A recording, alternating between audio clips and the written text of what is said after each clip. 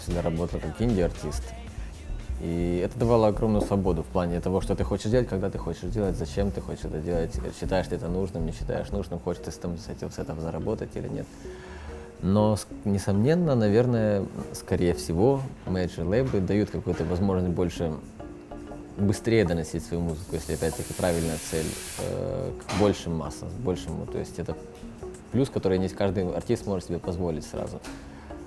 Но в то же время, мне кажется, что это ограничивает тебя как артиста, который хочет сам что-то,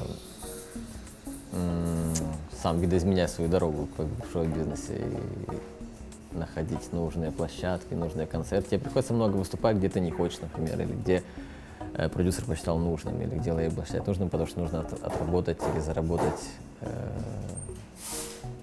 деньги или какие-то связи или что-то еще. Самая большая трудность, наверное, для любого музыканта — это в определенный момент не потерять веру в то, что ты делаешь. Потому что часто преобладает вот желание,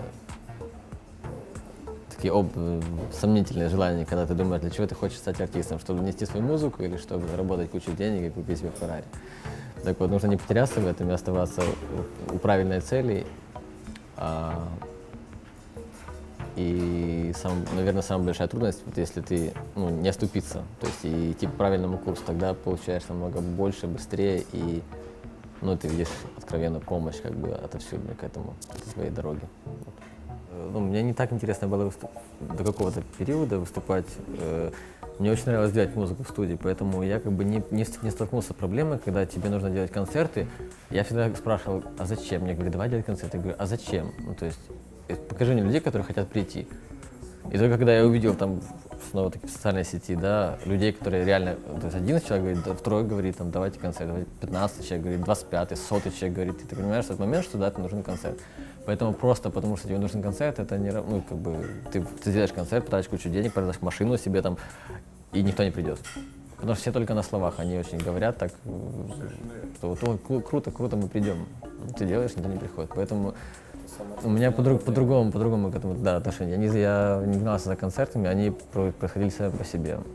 То есть мне важно было донести музыку. Я понял, что в этот момент это все возможные социальные инструменты, социальные сети и так далее, все возможные музыкальные порталы, музыкальные комьюнити, радиостанции. Я отсылал даже какие-то села и поселки в Лондоне, там эти все. Просто вот брал список каких-то там радиостанций и слал вслепую, тысячи писем послал, и одно, например, попало, например, на Amazing Radio или на BBC или куда-то еще. Я знал это как-то тогда, что будет так. Мне нужно делать 10 тысяч писем, чтобы одно из них дошло. То есть это рулетка такая была. Для меня была проблема, как найти деньги на первый концерт. Это было, это был маленький концерт, это было маленькое шоу такое, там из 100 человек, может быть, но вдруг из такой спокойной жизни ты решаешь начинать заниматься, как бы тебя вытаскивают друзья через социальные сети, которые помогают тебе, и ты видишь поддержку. Для меня большую роль сыграли социальные сети, потому что через них я как бы прятался и показывал свою музыку и наблюдал со стороны, как это все происходит. И там я видел эти лайки, которые появлялись, люди писали. Вместе с этим росла вера у меня как бы внутри в себя.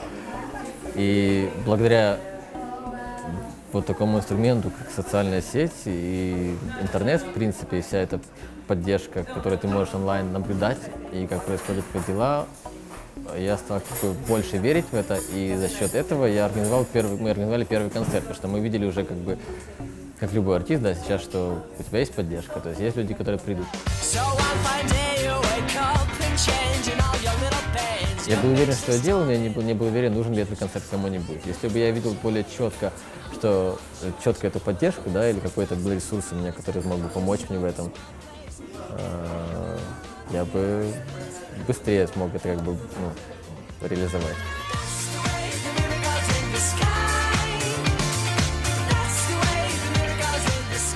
Знаешь, если я сразу имел 20 лет там людей, которые для меня все сделали, я бы стал Джастином Бибером, а потом бы как Бритни Спирс сошел с ума и постригся на лысо.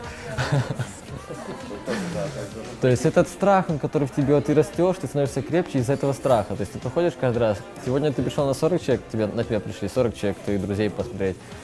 и ты смог организовать с помощью двух своих друзей какую-то площадку, на которой ты сделал первый концерт, и друг соседний с другой группы, который тебя просто заставил, сказал, я тебе дам по голове, если не выступишь там 15 числа через 2 месяца. А ты говоришь, да какая по голове, там, что я какой выступать.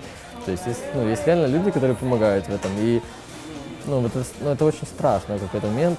Ну, для меня так было, потому что я к этому так относился. Некоторые артисты, я думаю, что им пофиг, у них вся вселенная их сразу. Ну вот в моем случае это было очень так. Вроде все круто, и я довольствовался теми людьми, которые меня окружают, и смотрел, как они реагируют на музыку, и смотрел, как они слезки пускают, и я вот прям радовался этому.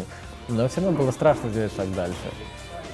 И вот, конечно, если есть команда, которая может тебе, наверное, все-таки рассказать и помочь сразу для тебя организовать хотя бы все в одном месте, это было бы хорошо. Очень. И легче. Многим музыкантам это ускорило бы путь.